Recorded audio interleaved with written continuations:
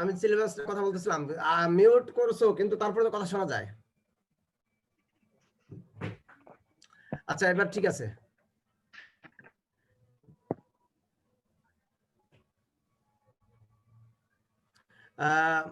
আমি কথা বলতেছিলাম সিলেবাস নিয়ে। আমাদের সিলেবাসের দুইটা অংশ, একটা হলো সিড আর একটা উইড। তো সিড এবং উইড মিলে হলো 3 ক্রেডিট প্র্যাকটিক্যাল থিওরি, আর প্র্যাকটিক্যাল 2 ক্রেডিট।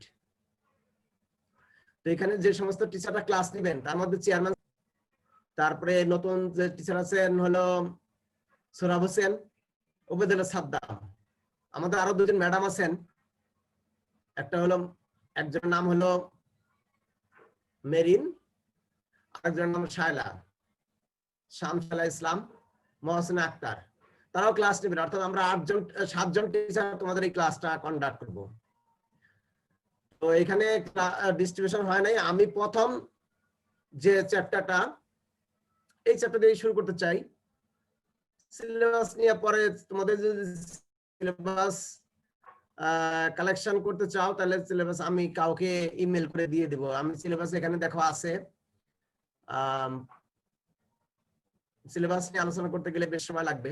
আমি ওই সিলেবাস নিয়ে আলোচনা না করে আমি শুধু একটা মানে আমার পার্টটা নিয়ে আমি আলোচনা মানে শুরু করতে চাই, ইন্ট্রোডাকশন অফ সিড। তো লেভেল 1 সেমিস্টার 1 এ যখন তোমরা ছিলা তখন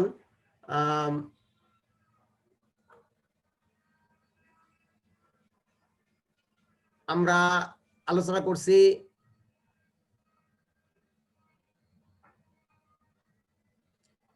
সিডের অ্যালবাম, সিড কাকে বলে, সিডের অ্যালবাম, এগুলো মনে আছে? একজন দুজন কথা বলতে হবে, নাহলে বুঝতে পারবে না। ফার্স্ট এক্সপেরিমেন্ট আমাদের ছিল হলো identification of different seeds, identification of different seeds and identification of different crops and their seed. না ফার্স্ট এক্সপেরিমেন্ট নাম ছিল আইডেন্টিফিকেশন, টাইটেল ছিল identification of different crops and 9টা ক্লাসিফিকেশন ছিল। তার মধ্যে একটা ছিল cereal crops, fibre crops, sugar crops, narcotic crops, pulse crops, এরকম 9টা ক্লাসিফিকেশন ছিল। তো সেই সিডগুলো আমরা ডিটেইলস আলোচনা করব এখানে। তো আমি সিডের ডেফিনিশনটা আবার বলছি, সিড কাকে বলে, সিডের ডেফিনিশন। আমরা এখানে এগ্রিকালচারাল সিড এবং বোটানিক্যাল সিড দুটো ডেফিনিশন সাধারণত ইউজ করি। তো এখানে সিডের আমার দেখা যায়, মানে কম্পিউটারের স্ক্রিন দেখা যায়? জি স্যার, দেখা যাচ্ছে। তো এখানে ডেফিনিশন যেটা প্রথম বলছি, আমরা এটা হলো তোমার এগ্রিকালচারাল সিড ডেফিনিশন, যে any part of plant either vegetative or reproductive which is capable to produce same kind plant under favorable condition, এটা হলো সিডের ডেফিনিশন। অথবা এখানে বলছি any propagules by any part including true seed like fruits, tuber, rhizome, other vegetative parts. নিচের অংশে যেটা definition আমি দিচ্ছি, any part of the plant either vegetative or reproductive which is capable to produce same kind plant or normal plant of its own type under favorable condition is called seed. এখানে সিডের definition আমরা যদি example দেই, তাহলে তুমি সুগারের যদি stem হয় seed হিসাবে ইউজ করি আমরা, আবার রাইসের সিড হিসাবে ইউজ করি গ্রেইন, যেমন রাইস সিড এবং ফ্রুট সেম কথা। বোটানিক্যাল সিডের ডেফিনিশন হতে পারে এরকম: seed is the fertilized and fully matured ovule contain embryo a dormant state. Rice seed, wheat seed, maize seed, এগুলো হলো एग्जांपल। তো সিডের বিভিন্ন एग्जांपल, এখানে আমি एग्जांपल একটা ছবি দিয়েছি, তোমরা এখানে দেখতে পাচ্ছ কিনা জানি না। পাচ্ছি স্যার।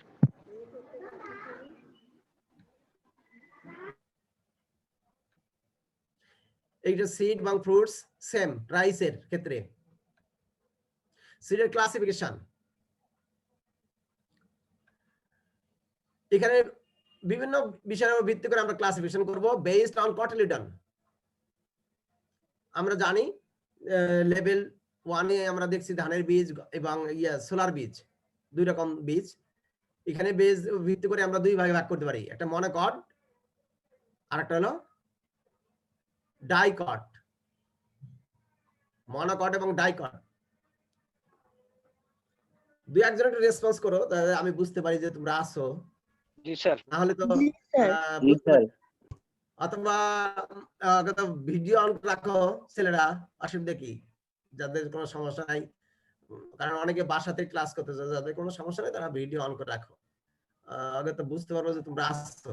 আবার মোবাইল অন করে তুই আরেক জায়গায় চলে যায় এরকম না, বা কম্পিউটার অন করে ঘুমাই পড়লেও তো হবে না। On the basis of embryo, এটা হলো মনো এমব্রায়োনিক আর এটা পলি এমব্রায়োনিক। মনো এবং পলি। আর এটা হলো based on germination, based on germination.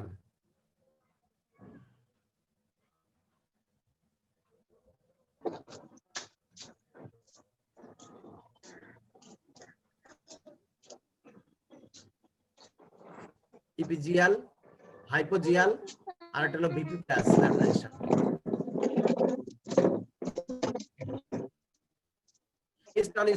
Storage food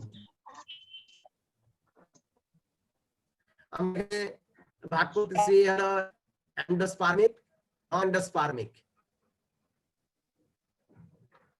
based on fertilization, fertilized আর একটা হলো আনফার্টিলাইজড।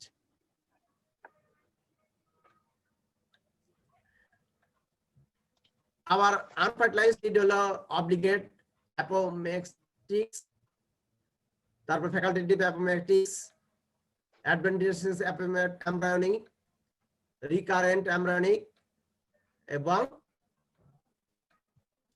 Basic embryonic. এটা আবার আর নন কারেন্ট অ্যাপোমেক্সে আছে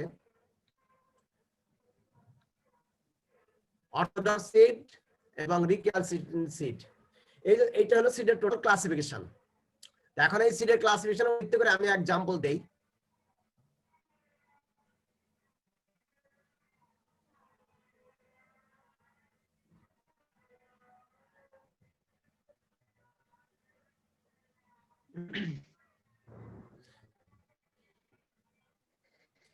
আমার এখানে ক্লাস নিচ্ছি, আমি তোমাদের দেখা দিচ্ছি মাঝে মাঝে এখানে আমার স্ক্রিনে কিছু শব্দ মানে ভেসে উঠে, আমি জানি না কে কি করতেছে। এখানে আসছে যে please move this window from the share application. এগুলি কেন আসে আমি জানি না, এগুলা তো এর আগে দেখি নাই কোনো সময়।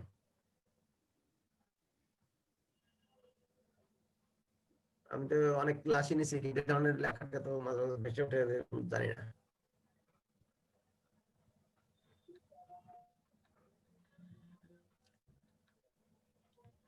ডিপেন্ডিং এটা হলো মনোকট সিড। মনোকট সিডের এক্সাম্পল হলো রাইস, হুইট, এগুলো যেগুলো আমরা সাধারণত একটা এমব্রায়ো থাকে, একটা কটিলিডন থাকে, এক বীজপত্রী, বাংলায় আমরা বলতে পারি এক বীজপত্রী, যেগুলোর মধ্যে সাধারণত একটা বীজপত্র থাকে, সেগুলি বলি আমরা রাইস সিড, হুইট সিড। এগুলো হলো এক্সাম্পল মনোকটিলিডন সিড বা সংক্ষেপে বলি মনোকট সিড। আর ডাইকট সিড হলো পাস, মাস্টার্ড, সানফ্লাওয়ার, এগুলো হলো ডাইকট সিড, যেটার মধ্যে একটা কটিলিডন থাকে। স্টোরেজ ফুড একটা হলো এন্ডোস্পার্মিক, একটা নন এন্ডোস্পার্মিক। যেগুলো এন্ডোস্পার্মে বীজ জমা থাকে, অর্থাৎ আমরা শস্য, ধানের যে অংশ আমরা খাদ্য হিসেবে ইউজ করি বা চালের যে অংশ আমরা খাদ্য হিসেবে ইউজ করি, তোমরা দেখছো যে চালের একটা অংশ ভাঙা থাকে, আচ্ছা তো ওই ভাঙা যে অংশ সেই অংশটা হলো অ্যামরায়ো, আর যে অংশটা মানে আমরা খাদ্য হিসেবে গ্রহণ করি সেটা হলো অ্যান্ডোস্পার্ম, সংক্ষেপে আমরা বলি সেই সিডকে বলা হয় অ্যান্ডোস্পার্মিক সিড। অর্থাৎ চালের যদি আপনার যদি ভাঙা না থাকে তাহলে দেখবা একটা অংশ একটু সাদা সাদা দেখা যায়, একটা কর্নার, একটা ক্ষুদ্র অংশ, মনে করো 5% আর 10% অফ হোল সিড, অর্থাৎ পুরো সম্পূর্ণ একটা সিডে 5% বা 10% দেখা যাবে যে ভেঙে গেছে একটা কর্নার। সেটাকে আমরা বলতে পারবো হলো যে তোমার ওই স্যারের ওখানে শো করতেছে না, আপনার এখানে কেমন শো করতেছে? স্যারের স্ক্রিনে আমরা তাহলে আমরা কি কোনো সমস্যা? হ্যালো, কথা শোনা যায় আমার? শোনা যাচ্ছে স্যার। সমস্যা নেই। এবং নন এন্ডোস্পার্মিক যেগুলো এন্ডোস্পার্ম যেগুলো থাকে না সেখানে খাদ্য সঞ্চয় হয় কটিলিডনের মধ্যে। আমরা যেমন জানি যে চিকপি, ল্যান্টিল, এখানে এন্ডোস্পার্ম থাকে না। আমরা জানি যে চিকপির দুটো অংশ, আমরা যদি চিকপির সিড কোডটা আলাদা করি তাহলে দেখবা দুটো অংশ, ডাল আমরা যেটা সংক্ষেপে সোলার ডাল বলি, দুটো অংশ থাকে না, দুটো অংশ থাকে, একটা মানে দুটো অংশকে আমরা এগুলি বলি হলো নন এন্ডোস্পার্মিক। স্যার চালের ভাঙা অংশটা কি বললেন? আমরাই বলছি ও আচ্ছা, চালের যে ভাঙা অংশ সেটা বলছি আমরাও। আর আমরা মানে খাদ্য হিসেবে যে অংশটা গ্রহণ করি, মানে খাদ্য হিসেবে গ্রহণ করি যেটা, সেটা হলো এন্ডোস্পার্ম। মানে হোল চালটাই এন্ডোস্পার্ম এক্সেপ্ট এমব্রায়ো বাদে। এমব্রায়ো হলো যে ভেঙে যায়, চালের কোনা একটা দেখবা চালের একটা কোনা ভেঙে গেছে, ওই অংশটা সহজে আলাদা হয়ে যায়। যেমন হাস্কিং মিল অথবা রাইস মিল থেকে যখন এই সিড কোড, যেমন লেমা এবং পেলিয়া, ওই ধানের যে আমরা তুষ বলি বাংলায়, তুষের দুটো অংশ থাকে, একটা হলো লেমা আর একটা হলো পেলিয়া। এই লেমা পেলিয়া ছাড়লেই দেখা যায় ওই ভাঙা অংশ আলাদা হয়ে যায়। এই আলাদা অংশের নাম হলো এমব্রায়ো। আর ওই ছোট্ট অংশ ছাড়া বাকি যে চালটা আমরা খাদ্য হিসেবে গ্রহণ করি এটাই হবে এন্ডোস্পার্ম। সেই এন্ডোস্পার্ম যে সমস্ত বীজ আছে সেগুলো আমরা এন্ডোস্পার্মিক সিড, আর যেগুলো এন্ডোস্পার্ম থাকে না, কটিলিডন থাকে, বীজপত্র থাকে, সেইগুলোকে বলি নন এন্ডোস্পার্মিক সিড।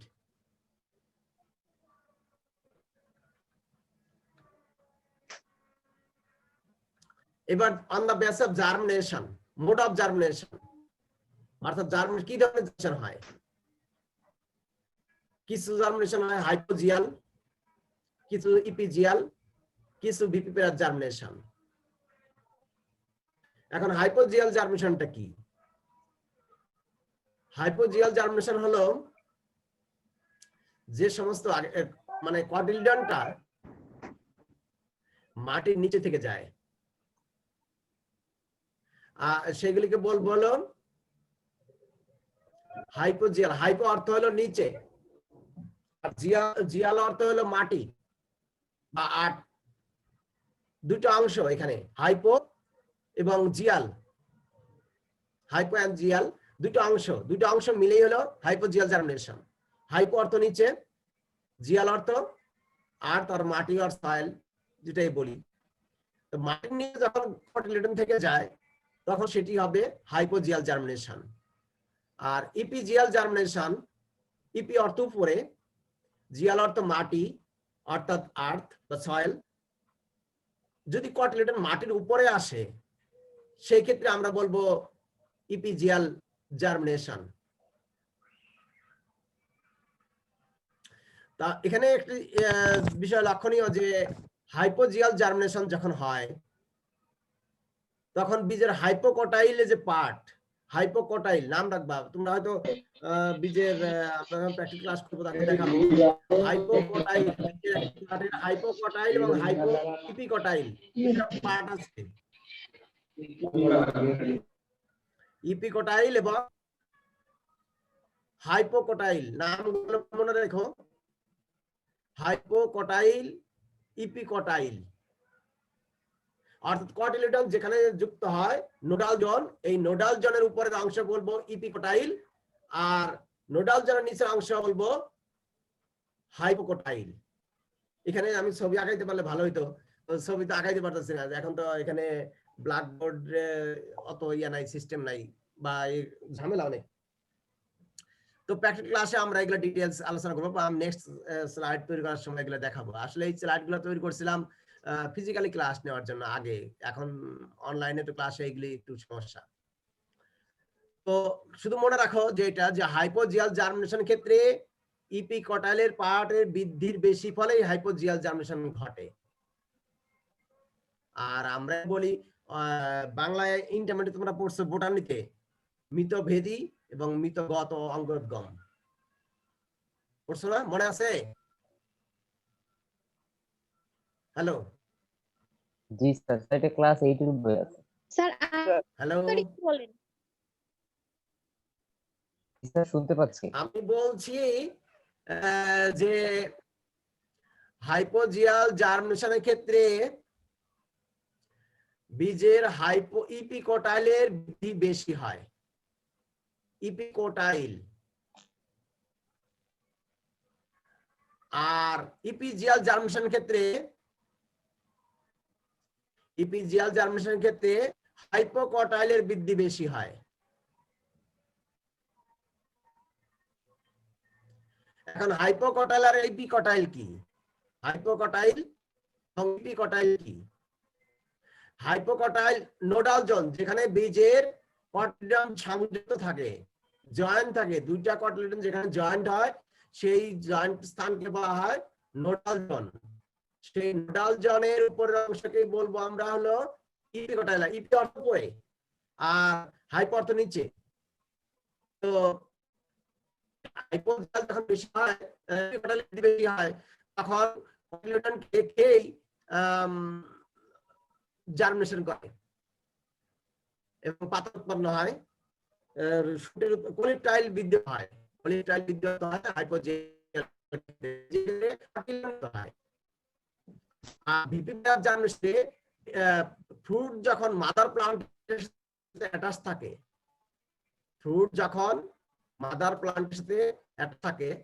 সেই অবস্থাতেই জার্মিনেট হয় যেমন তোমরা একটা কমন এক্সাম্পল দেখছো কাঁঠাল গাছের মধ্যে থাকা অবস্থাতেই জার্মিনেট হয় ভিতরে যখন কাঁঠাল আমরা অনেক সময় খাওয়ার সময় দেখা যায় যে বীজটা অঙ্কুরোদ্গম হয়েছে তোমরা দেখছো কোন সময় সাউন্ড চাচ্ছিলাম একজন সাউন্ড না করলে বোঝা যায় না বুঝতে পারি না স্যার দেখছি আরেকটি বলি ম্যানগ্রোভ ফরেস্ট এরিয়াতেও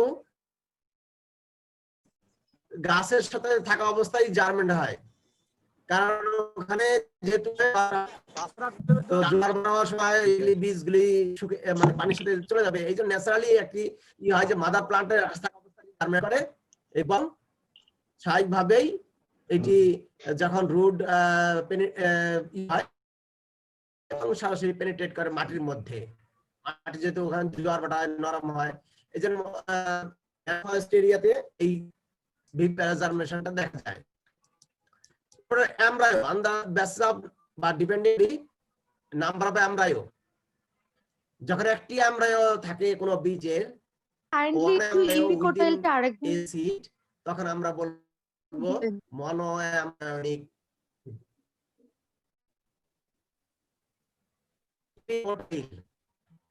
আচ্ছা স্যার আমি আবার বলি যে যেখানে কটিলিডন দুটো যুক্ত থাকে অর্থাৎ তুমি বলো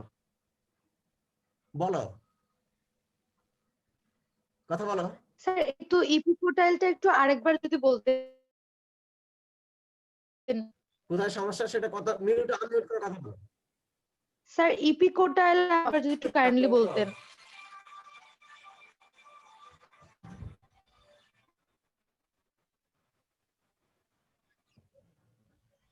হ্যাঁ বলো, আবার বলো। স্যার আপনি কি আমার কথা শুনতে পাননি? হ্যালো স্যার, ইপিকোটাইল কাকে বলে এটা আমাকে হ্যাঁ আমি শুনতে পাচ্ছি, আমার শুনতে পাইছো? আমি বলছি যে বীজের কটিলডন যেখানে যুক্ত জি হয়, স্যার, অর্থাৎ শুনতে পাচ্ছি। যদি মসুর চিনো, ল্যান্টিল, ল্যান্টিলের দুটা কটিলডন যেখানে যুক্ত থাকে, জি স্যার। কটিলডন যেখানে যুক্ত থাকে তার নিচে অংশকে বলি হাইপোকটাইল, আর উপরকে বলি হলো ইপিকটাইল। আমি তোমার জার্মিনেশন সিড যখন পাবো, স্যার এবার বুঝতে পারছি। সিডের জার্মিনেশন, তখন এটা আমি ছবিতে দেখাই দেব। আমরা একটু ওয়েট করো, আমি দেখাচ্ছি এখন।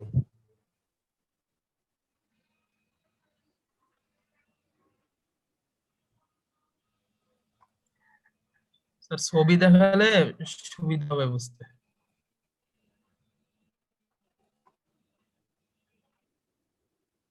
জি আমি দেখাচ্ছি, ওয়েট করো একটু।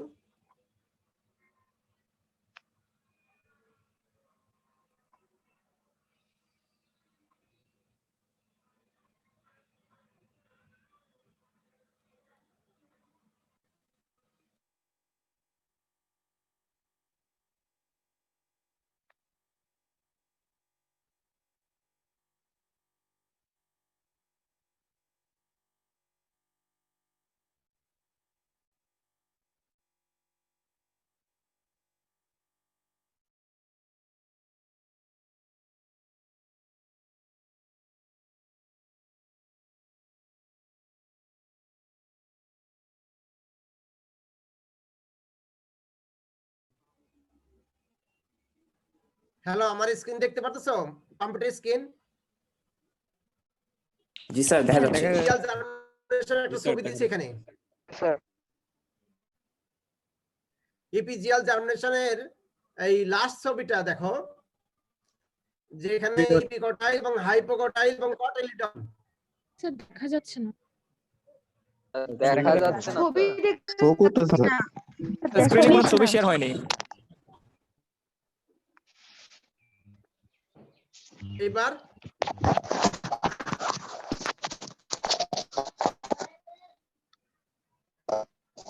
আসছে ছবি। না স্যার ছবি আসে নাই। এখনো আসেনি স্যার, আগের লেখাগুলো দেখা যাচ্ছে এখনো। আসতে নাই।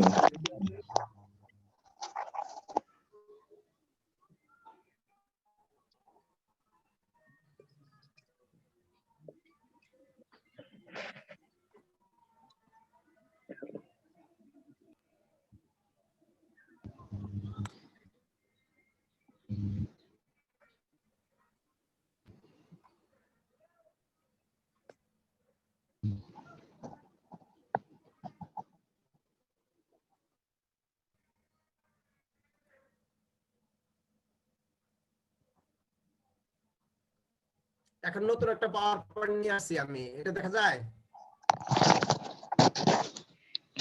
না স্যার। এখন তোমরা পাওয়ার পয়েন্ট দেখতেছো স্যার ছবি তো শেয়ার হয় নাই। না? এখন আমি স্ক্রিনের মধ্যে যেটা দেখাচ্ছি এটা দেখা যাচ্ছে? স্ক্রিনে আগের স্লাইডগুলো দেখা যাচ্ছে। আগের স্লাইডগুলো দেখা যাচ্ছে স্যার। আগেরটা কাটতে হবে তাহলে।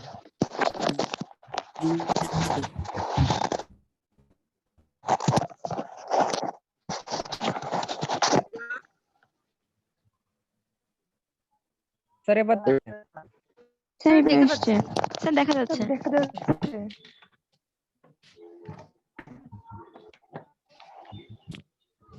এখানে আমি একটা ছবি দিছি, দেখো এই যে ছবিটা দেখো একটু।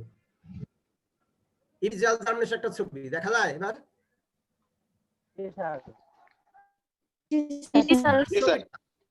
লাস্ট ছবিটা ইপিকটাইল কোনটা, হাইপোকটাইল কোনটা, এবার বুঝতে পারছো? জি স্যার। কটিলিডন যে অংশটা, এই অংশটার উপরে হলো ইপিকোটাইল, আর কটিলিডনের নিচের অংশটা হলো হাইপোকোটাইল। এবং এখানে দেখো একটা সেকেন্ড ব্র্যাকেট দিয়ে দেওয়া আছে হাইপোকোটাইল কোনটা।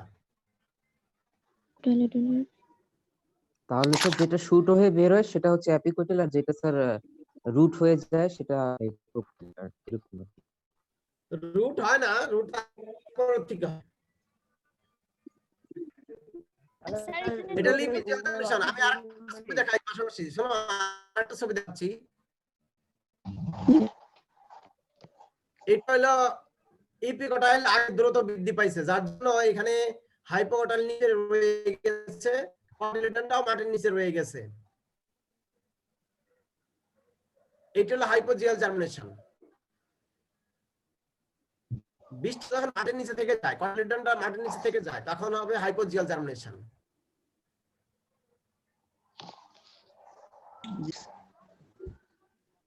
ছবি দুটো দেখতে পাচ্ছ যে হাইপোজিয়াল এবং ইপিজিয়াল জার্মিনেশনের ছবি দুটো? জি স্যার, জি স্যার।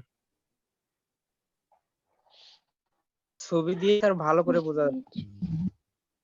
এটা হলো ইপিজিয়াল জার্মিনেশন আর হাইপোজিয়াল জার্মিনেশন। কি বলছিলাম?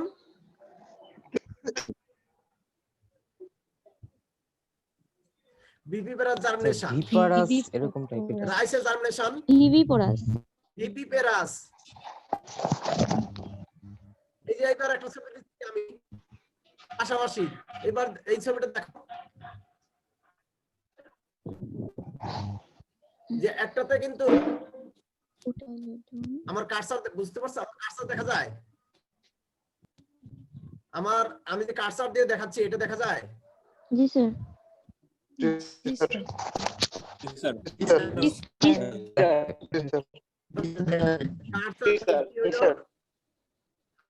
এটা হলো শোনো, এটা হলো কর্ডলেটের উপরে হলো ইপিকোটাইল আর অংশ হলো হাইপোকোটাইল।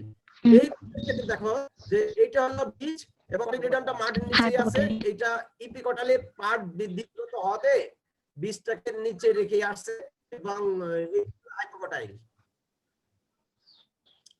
এটা হলো আমরা পাশাপাশি ছবি দেখাই, পাশাপাশি আমি আরেকটা ছবি দেখাচ্ছি তোমাদেরকে। এটা হলো তোমার ম্যানগ্রোভ ফরেস্টের, যেমন এই যে এই সিনটা দেখছো, এইরকম দেখছো কোনো সময়?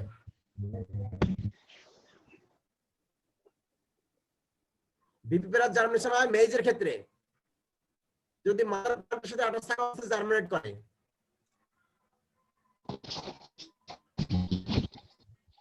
ছবিটা দেখছো?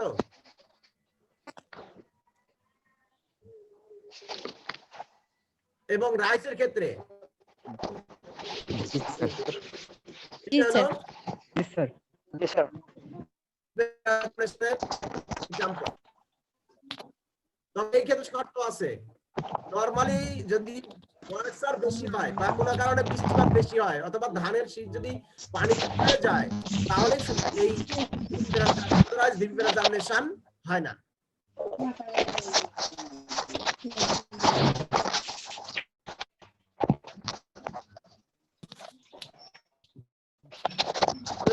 কি বললাম? আমি আবার বলছি, শোনো। ময়েশ্চারটা থাকতে Please হবে, শোনো। যদি বৃষ্টিপাত হলে ভিজে যে যায়, যেমন ভুট্টার ভিভিপারাস ক্ষেত্রে জার্মিনেশন এই রাইসকে দেখা যায় ভুট্টা স্যার একেবারে পরিপক্ক হয়ে গেছে। ভিজলে হবে না,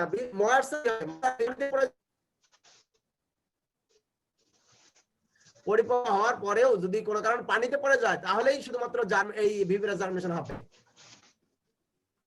আদারওয়াইজ হবে না। নরমালি বৃষ্টি হলে হবে না।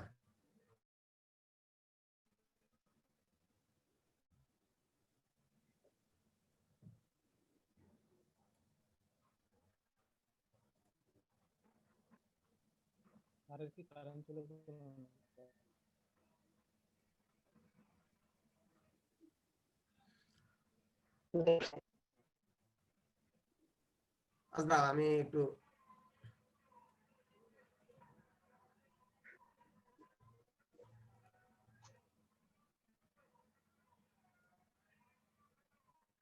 ইয়েতে যাই।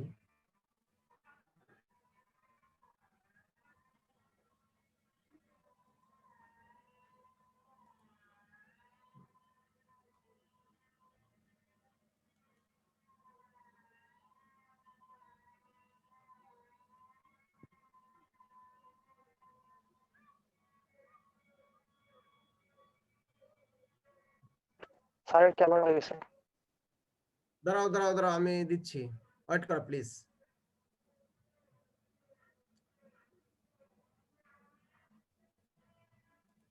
এক স্লাইড থেকে আরেক স্লাইডে গেলে ঝামেলা হয়।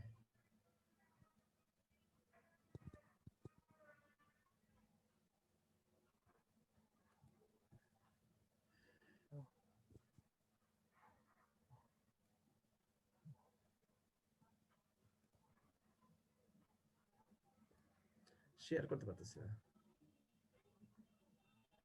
ইন্ট্রোডাকশন, ওকে।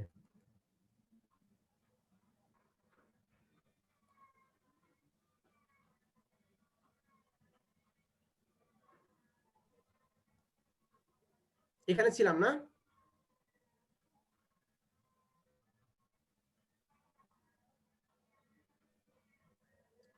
হ্যালো, এখানে ছিলাম? জি স্যার। হ্যালো, জি স্যার।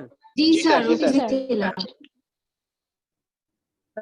আর এরপরে হলো depending on the number of embryo.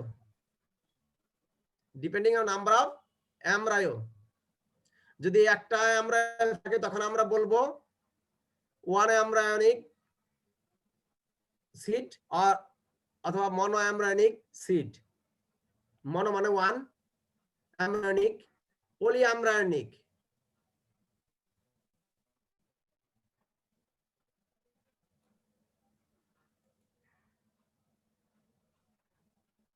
Poly embryonic seed. Multiple embryo থাকে তখন বলবো আমরা এটাকে বলবো পলি এমব্রায়োনিক সিট, যেমন citrus seed, poly embryonic seed. আর মনো এমব্রায়োনিক হলো একটা এমব্রায়ো যখন থাকবে, একটা এমব্রায়ো যখন হবে তখন বলবো আমরা সেটা mono embryonic seed. Example rice, wheat, maize, gram এগুলো। আর মাল্টিপল এমব্রায়োনিক হলো সাইটাস সিট। স্যার বেশিরভাগ সিডি তো মনে স্যার মোনো এমব্রায়োনিক স্যার, তাই কি স্যার? কোনটা? স্যার বেশিরভাগ সিড মনো এমব্রায়োনিক ঠিক মোনো আছে, সাইটাস এমব্রায়োনিক। সিট গুলো মানে লেবু জাতীয় যেগুলো সেগুলো হলো embryonic।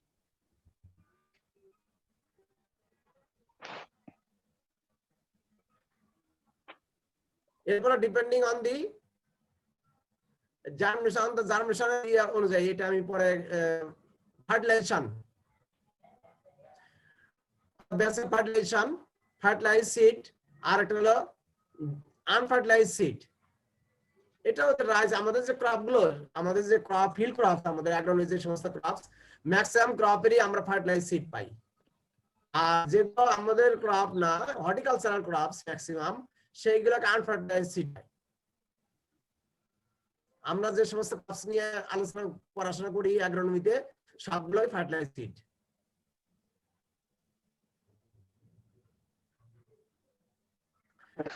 On the basis of storage or moisture content, এখানে আমি দুই ধরনের সিড এখানে আছে, একটা অর্থোডক্স, একটা হলো রিক্রিটেন্ট। কিছু বীজ যদি লোয়ার ময়েশ্চারেও স্টোরেজ করা যায়, যেমন যে সমস্ত শুকানো যায়।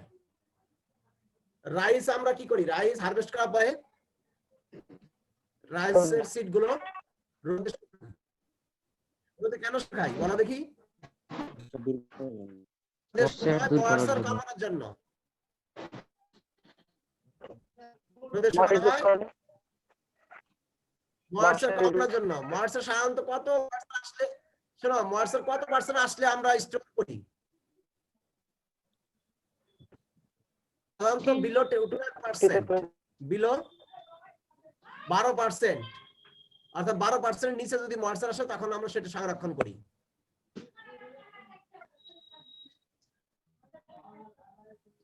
আর যে সমস্ত বীজগুলো শুকানো যায় না সেগুলি হল রিক্যালসিট্যান্ট সিড। যেমন কোন সিডগুলো শুকানো যায় না? কালে বীজ, আমের বীজ, এগুলো শুকানো যায় না। শুকালে কি হয়? নষ্ট হয়ে যায়। কেটে নষ্ট যায়। হয়ে যায়, মারা যায়।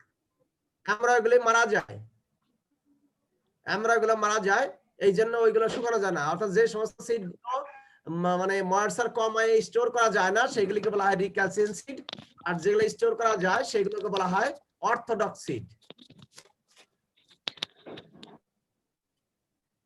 এবং এখানে ক্যারেক্টারিস্টিক অফ ম্যাসিড সিড, এখানে অনেকগুলো মানে एग्जांपल আছে স্ট্রাকচার।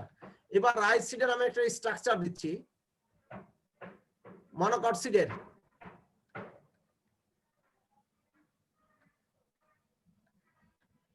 একটা ছবি দেখাই তোমাদেরকে আমি। এটা একটা রাইস সিড एग्जांपल দেখা যায়? জি স্যার। আচ্ছা, আমি জি স্যার। শুরুতেই বলছিলাম আমরা কোন অংশ, এখানে সি পার্ট দেখো, সি এর যে ভাঙা অংশ এটা একটা চাল। এখানে একটা এ হলো তোমার এম মানে দুটো, একটা ফুল রাইস এ এবং বি। এখানে আমরা নিচে দুটো অংশ পার থাকে, একটা পেডিসেল আর দুটো অংশ এখানে হলো গ্লুম, এবং রাইসের দুটো অংশ, একটা লেমা একটা পেলিয়া। লেমাটা বড়, পেলিয়াটা ছোট, এই দুটা মিলেই বলা হয় হাক্স। এই যে এখানে দেখা আছে রাইস সিড এনক্লোজড ইন হাক্স। হাক্স হলো লেমা এবং পেলিয়া, এই দুটা মিলে হলো হাক্স।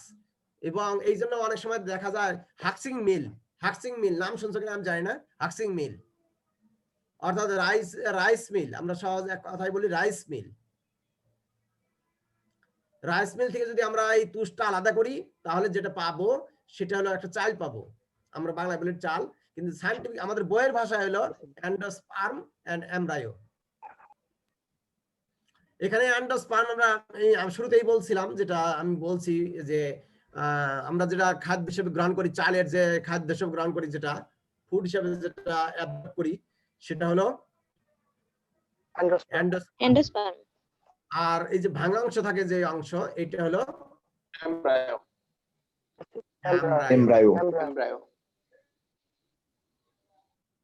এই এমব্রায়ো থেকে আমরা গাছ পাই, রুট পাই, শুট পাই। আমরা দুটো অংশ পার্ট আছে, আমি দেখাবো। এই যে আমরা বীজের কতগুলো পার্ট আছে, সিড কোড, এন্ডোস্পার্ম, ইপিফিন layer, aleurone layer, embryo, scutellum, embryonic axis, plumule, radicle, coleoptile, coleorhiza. একটি বীজের এতগুলো অংশ। তাহলে প্রথম অংশ হলো সিড কোড, অর্থাৎ লেম এবং পেলিয়া রাইসের ক্ষেত্রে। এন্ডোস্পার্ম হলো হাক্সের নিচে যে অংশ থাকে সেটা হলো এন্ডোস্পার্ম। যেমন আমি এখানে একটা ছবি দিচ্ছি, ছবিগুলো দেখলে বুঝতে পারবা। এই যে একটা বীজ দেখো, ছবি দেখো, যে প্রথমে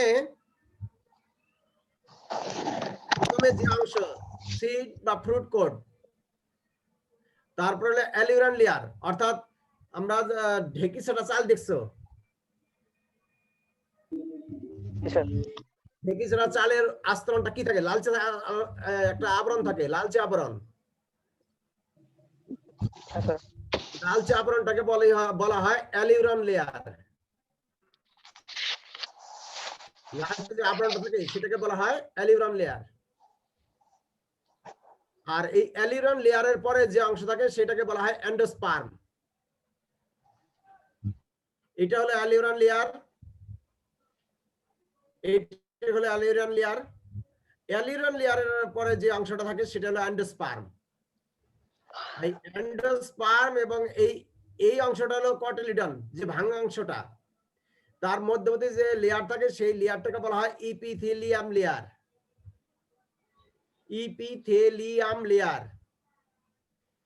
এবং ইপিথেলিয়াম লেয়ারের পরে যে অংশটা থাকে সেটা এমব্রায়ো। তার মধ্যে কতগুলো অংশ থাকে সেটা হলো স্কুটেলাম, কোলিপটাইল, প্লুমোল, রেডিকল, কোলিরাইজা। আমি আরেকটা কথা ভালো করে বলতেছি, তোমরা এখানে ভাইবা জিজ্ঞাসা করবে অনেক কোশ্চেন। একটি বীজের কোন অংশ শুটে পরিণত হয় এবং কোন অংশ রুটে পরিণত হয় বলতে পারো? স্যার রেডিকেল রুটে পরিণত হয়, আমি যতদূর জানি। রেডিকেল রুটে পরিণত হয় আর প্লোমোল শুটে পরিণত হয়। আফটার জার্মিনেশন, অর্থাৎ জার্মিনেশনের পরে রেডিকেলটা রুটে পরিণত হয় আর প্লোমোলটা শুটে পরিণত হয়। এখন কলিপটাইল কি? কলিপটাইল হলো protection layer of plumule. Protection layer of plumule. প্লোমোলের যে চারদিকে যে আবরণ থাকে তার কাজ হলো প্লোমোলকে প্রোটেকশন দেওয়া। এটা হলো কলিপটাইল। আর রেডিকেলের যে প্রোটেকশন দেয় যে স্তরটা, যে লেয়ারটা, সেটার নাম হলো কোলিওরাইজা। কোলিওরাইজা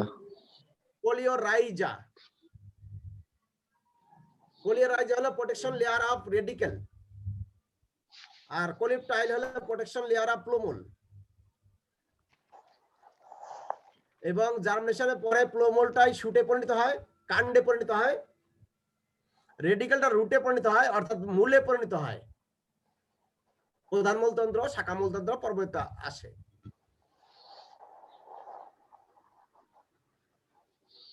এবং এই হলো বীজের একটি, আগে যেটা এক্সটার্নাল পার্ট দেখালাম, স্কুটেলাম যেটা আছে সেটার কি কাজ? কাজ কি স্যার?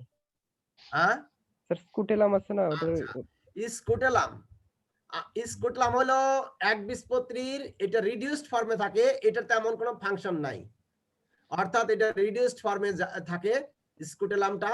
এইটাই হলো বীজের মনোকট, অর্থাৎ একটা বীজপত্র। রাইস তো মনোকট প্লান্ট, মনোকট সিড, তাই তো? রাইস হলো মনোকট সিড। সেই মনোকটেরই রিডিউসড ফর্মে থাকে, অর্থাৎ সংকুচিত অবস্থায় থাকে। সংকুচিত অবস্থায় যেটা, এটা স্কুটেলাম। এগুলো বীজের বিভিন্ন অংশ, একটি রাইস সিডের বিভিন্ন অংশ বা মনোকট সিডের different parts of monocot seed. এখানে ভাইবা জিজ্ঞাসা করে সাধারণত যে একবীজপত্রী সিডের যে বীজপত্র কটলিডন, সেটার নাম কি? সেটার নাম হলো স্কুটেলাম। একবীজপত্রী বীজের যে কটিলিডন, সেটার নাম হলো স্কুটেলাম। এটা রিডিউসড ফর্মে থাকে, অর্থাৎ সংকুচিত অবস্থায় থাকে, মডিফাইড অবস্থায় থাকে। আর কোলিওপ্টাইল হলো প্লোমোলের প্রোটেকশন লেয়ার, প্লোমোলের প্রোটেকশন লেয়ার। আর কোলিওরাইজা হলো রেডিকেলের প্রোটেকশন লেয়ার। তোমরা ধানের বীজ এবং গমের বীজ জার্মিনেশন হওয়ার পরে দেখবা গোড়ার দিকে একটা সাদা আবরণ থাকে, মাটির উপরে আসে। মাটির উপরে আগে কোলিওপ্টাইল আসে, প্রোটেকশন লেয়ারটা আগে আসে, প্লোমোলটা পরে বের হয়, তারপরে পাতা বের হয়, লিফ বের হয়, তারপরে first leaf, second leaf, fourth leaf. এবং পরবর্তীতে আফটার 3 উইকস অর্থাৎ 3 সপ্তাহ পরে এটার তোমার ক্লিয়ারিং হয়। মনোকট সিডের ক্ষেত্রে, বিশেষ করে সিরিয়াল ক্রপস এর ক্ষেত্রে, পোয়েসি ফ্যামিলির যে সমস্ত ক্রপস, এই আমাদের অ্যাগ্রোনমিতে যে সমস্ত ক্রপস গুলি পোয়েসি ফ্যামিলির, সেগুলো সাধারণত ক্লিয়ারিং হয় 3 সপ্তাহ পর থেকে।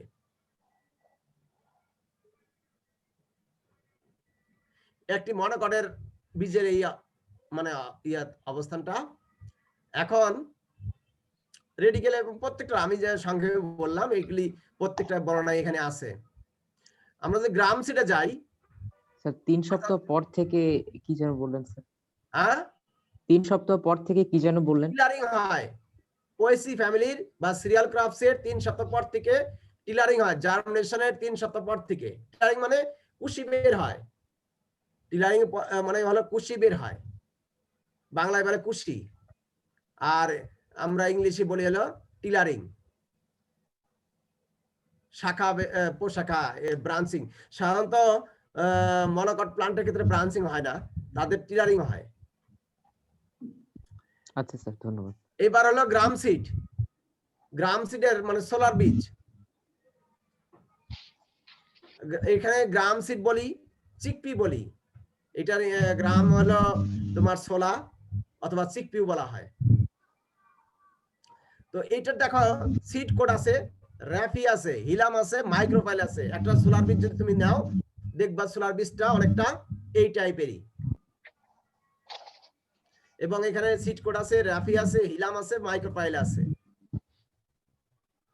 এবং এখানে যদি আমরা ছবি দেখি, বীজ কোড যদি দুইটা মানে কোডটাকে আলাদা করে ফেলি তাহলে আমরা এই ধরনের ছবি পাবো। কটলিডন, দুইটা কটলিডন পাবো, প্লুমল পাবো, ইপিকোটাইল পাবো, হাইপোকোটাইল পাবো, কোলেড্রিক্যাল পাবো। এই সমস্ত অংশগুলো আমরা দেখতে পারবো। টেস্টটা দেখতে পারবো, টেগমেন্ট দেখতে পারবো। রেডিকেলের পজিশন হলো এখানে, মাইক্রোফাইল একবারে মানে সর্বশেষে, হিলাম হলো এখানে। এই বীজগুলোর এই অবস্থাগুলো আমরা দেখতে পারবো। যেমন এখানে এমব্রায়োর একটা ছবি আমি এখানে আছে নাকি ছবিটা, এই যে। হ্যাঁ, আমি এর আগে বারবার একটা কথা বলতেছিলাম, তোমরা বুঝতে পারছো কিনা জানি না, যে দেখলাম ইপিকোটাইল, হাইপোকোটাইল। এটা হলো রেডিকেল, এটা হলো প্লুমল, আর এই দুটো হলো কটলিডন। কটলিডন মাঝে যে জোনটা এটা হলো নোডাল জোন। এই নোডাল জোন এবং এই প্লুমল এর মধ্যবর্তী যে অংশ এটা হলো ইপিকোটাইল। আর রেডিকেল এবং এই নোডাল জোন এই অংশটা হলো হাইপোকোটাইল। হাইপোকোটাইল, কটলিডন, আমরা অ্যাক্সিস, কনসিস্ট, এই যে এইগুলো প্লুমল, আমরা ইপিকোটাইল, আর রেডিকেল এবং হাইপোকোটাইল। এখানে আমি দেখো একটা এখানে মনোকট এবং ডাইকট প্লান্টের পার্থক্য বলতেছিলাম, এখন বলবো। সেটা হলো যে কটিলিডন, ওয়ান কটলিডন সেটা হলো মনোকট, দুটা কটলিডন যখন বলবো ডাইকট। ফ্লোয়ারের যে ইয়ের মধ্যে অ্যারেঞ্জমেন্ট পার্থক্য আছে। ফ্লোয়ারেল এখানে 3 বা 3 এর গুণিতক, এখানে 4, 5 বা তার গুণিতক।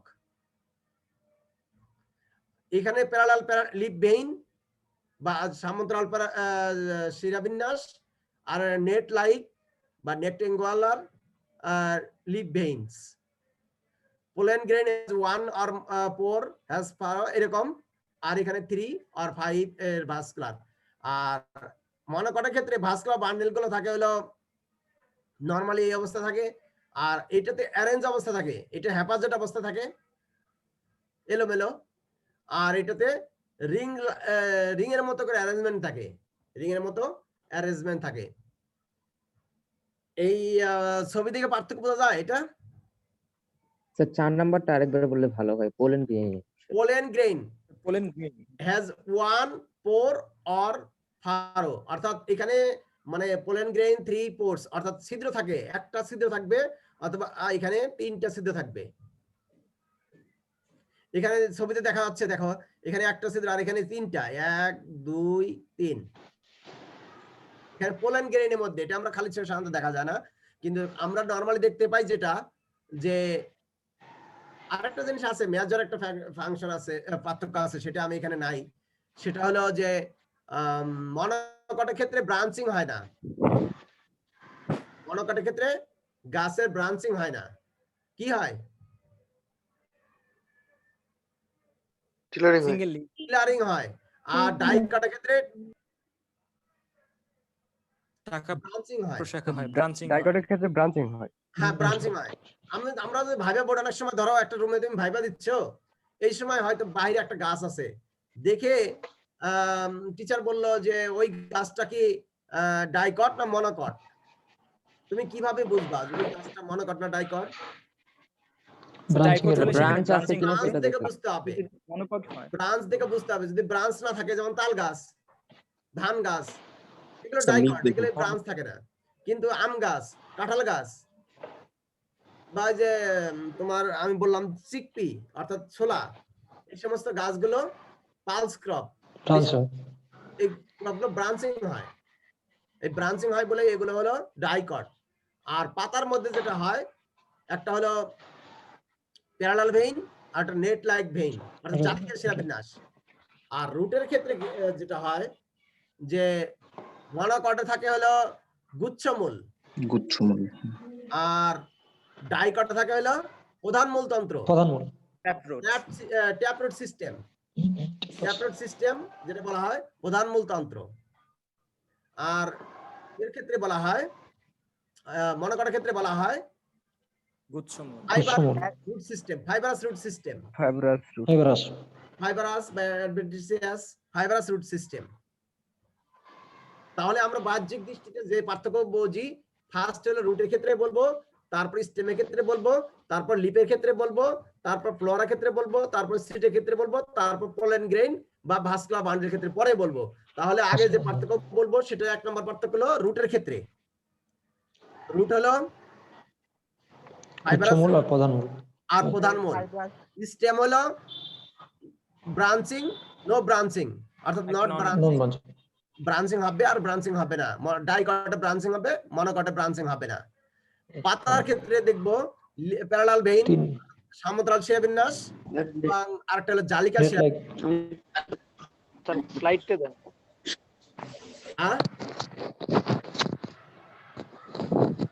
ওইটার পার্থক্য তো নাই, ওইটাগুলো আমি বললাম যে আচ্ছা স্যার, এটা তো মনোকটের একটা পার্থক্য বলছি, আর ওটা বলছি রুটের ক্ষেত্রে, স্টেমের ক্ষেত্রে, লিপের ক্ষেত্রে।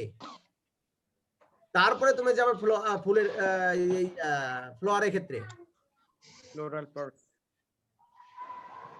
এখানে আরেকটা পার্থক্য বলতেছি, ইপিকটাইল এবং হাইপোকটাইল।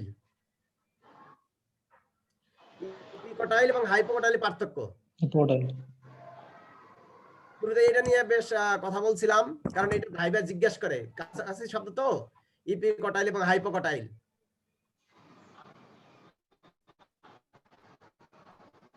আমি ছবিতে দেখলাম একটু আগে যে প্রোমোল এবং কটলিডনের মাঝে যে অবস্থান হলো সেটা হলো ইপিকটাইল অবস্থান, আর রেডিকেল এবং কটলিডন নোডাল জোন এটার মাঝে হলো হাইপোকটাইল অবস্থান।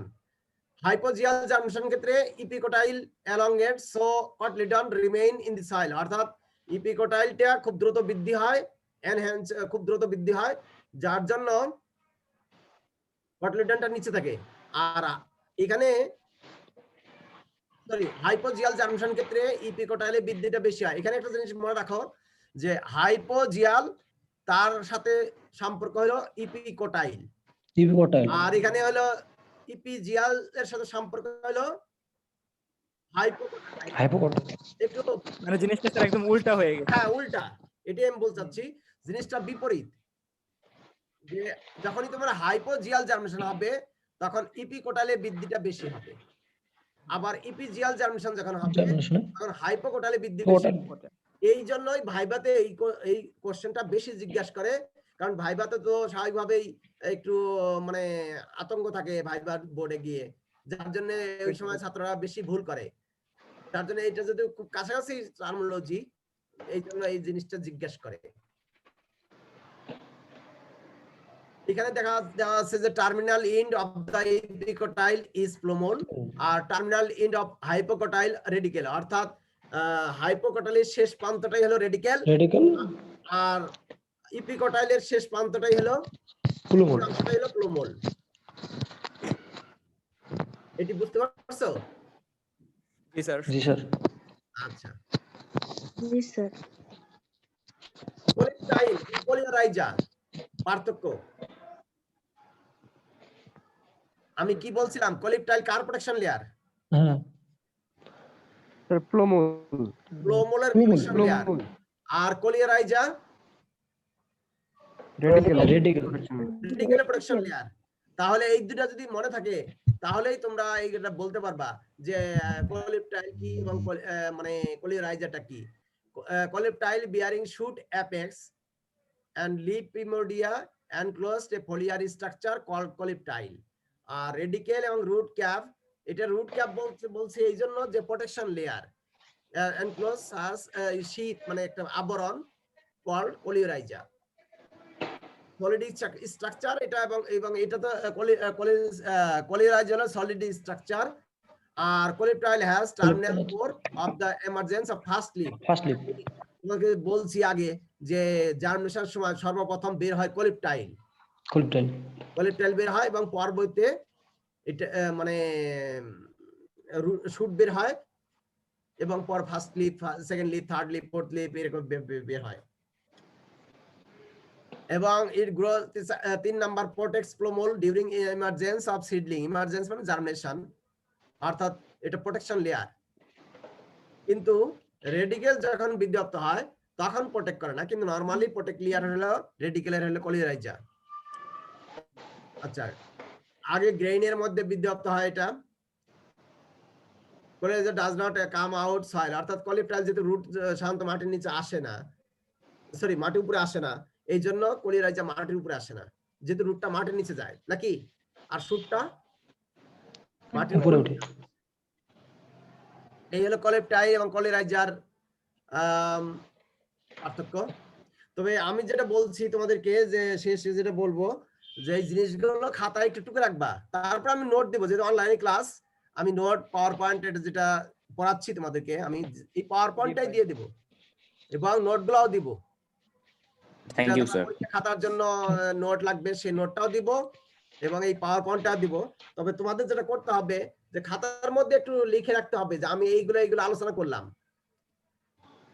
তা না হলে পরবর্তীতে তুমি যখন নোটটা দেখবা বা এইটা দেখবা বুঝতে পারবে না যে আসলে আমি কি পড়াইছি বা কোনগুলো আলোচনা করছি। কাজেই তোমরা যদি খাতায় লিখে রাখো তাহলে এগুলো বুঝতে পারবা যে এই টপিকস গুলো বা সাব টপিকস গুলো বা হেডিংস গুলো, সাব হেডিংস গুলো আমি আলোচনা করছি। আর অনলাইনে তো এমনি বোঝা যায় না যে কে অন্যমনস্ক আছো, কে আসলে ল্যাপটপের সামনে আছো, কে সামনে নাই বা কে মোবাইলের সামনে নাই, এটা তো বোঝা যায় না। কারণ অনেকেই ম্যাক্সিমামই তো ইয়া নাই, মানে অনলাইনে তোমার ভিডিও কলে নাই।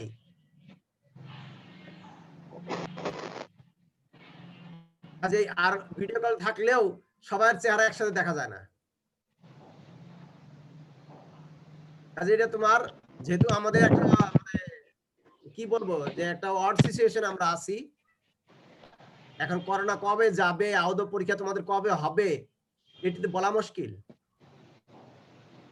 তাই না? জি স্যার। এটা কনফার্ম না যে কবে এই মানে দুর্যোগ যাবে এবং কবে ইউনিভার্সিটি খুলবে, কবে তোমাদের পরীক্ষা হবে। তোমাদের 1-2 পরীক্ষাও এখনো হয় নাই। জি স্যার। এখানে কিছু সমস্যা দেখো, 1-2 পরীক্ষা তো এখনো হয় নাই, তো 1-2 পরীক্ষা হবে, তারপরে তোমাদের আবার তখন আবার এই ক্লাসগুলো কি হবে, প্র্যাকটিস ক্লাসগুলো কি হবে, এই ধরনের ডিসিশন তো এখনো হয় নাই। জি স্যার। তারপরে আমরা চেষ্টা করব যতটুকু পারি তোমাদেরকে মানে টাচে রাখার জন্য। এখানে দেখো আরেকটা জিনিস পার্থক্য আছে, এখানে সিড এবং গ্রেইনের পার্থক্য। সিড এবং গ্রেইনের পার্থক্য, সিড কাকে বলে, গ্রেইন কাকে বলে।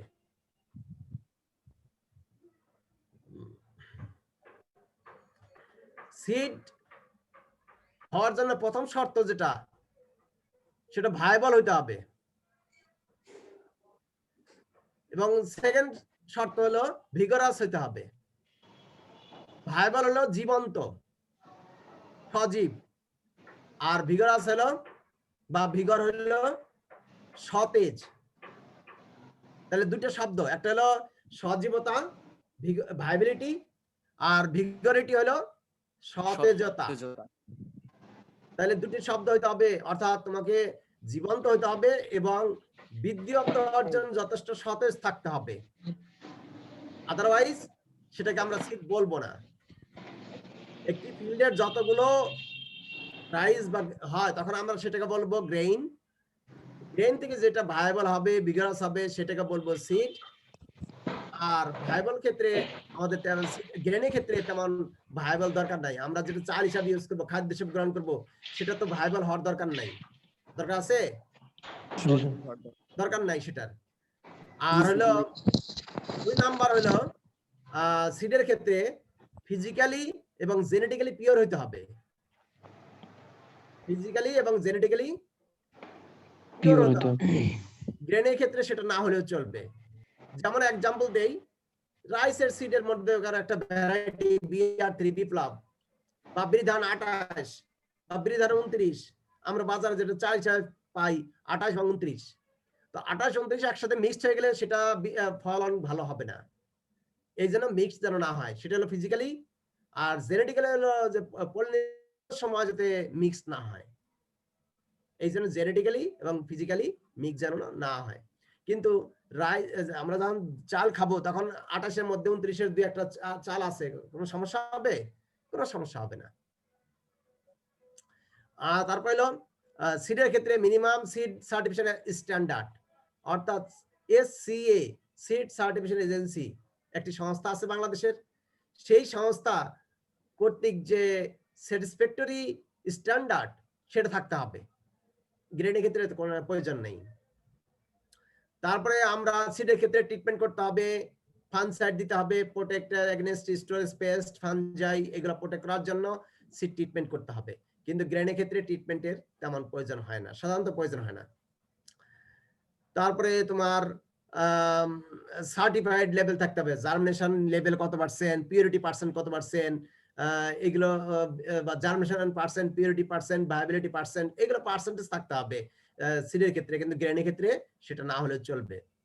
তারপরে হলো যে ইউনিফর্ম হতে হবে, স্যাটিসফ্যাক্টরি লেভেলে কোয়ালিটি ইউনিফর্ম হতে হবে, কিন্তু গ্রেনের ক্ষেত্রে ইউনিফর্ম না হলেও চলবে। আর এখানে এটা আমি বলছি যে সিড সাধারণত পয়জনাস দিয়েও যদি আমি ট্রিটমেন্ট করি, কেমিক্যাল দিয়ে করি, তাহলে সমস্যা নাই, কিন্তু গ্রেন কোনো অবস্থাতেই পয়জনাস কেমিক্যাল দিয়ে ট্রিটমেন্ট করা যাবে না। এগুলো হলো গ্রেন এবং সিডের মধ্যে বেসিক্যালি পার্থক্য। তো আমি এই পর্যন্তই শেষ করতে চাচ্ছি আজকে। জি স্যার। জি স্যার। জি স্যার। তো আবার কবে ক্লাস করতে তোমরা আগ্রহী, নাকি আর ক্লাস করবে না? প্রতিদিনই ক্লাস হোক স্যার, প্রতিদিনই হোক। প্রতিদিনই হবে? জি স্যার। স্যার। সমস্যা নেই স্যার। জি স্যার। প্রত্যেকদিনই করব। কালকে টাইমটা কালকে যদি আমি 10:30 থেকে নেই, জি স্যার, জি স্যার। সমস্যা নাই স্যার। কালকে আমি 10:30 অফিসে থেকে নিব, কারণ আমি কালকে অফিস যাবো, একটা মিটিং আছে আমার 12টায়। জি স্যার। কালকে জি 10:30 জি স্যার। অফিসে যাইনি, আর বাসা থেকে। তো আগামীকাল 10:30 আমি মেসেজ করে জানাই দিব তোমার আইডি। কতজন আছো এখানে, আমি একটু দেখি কি অনলাইনে আছে। পার্টিসিপেট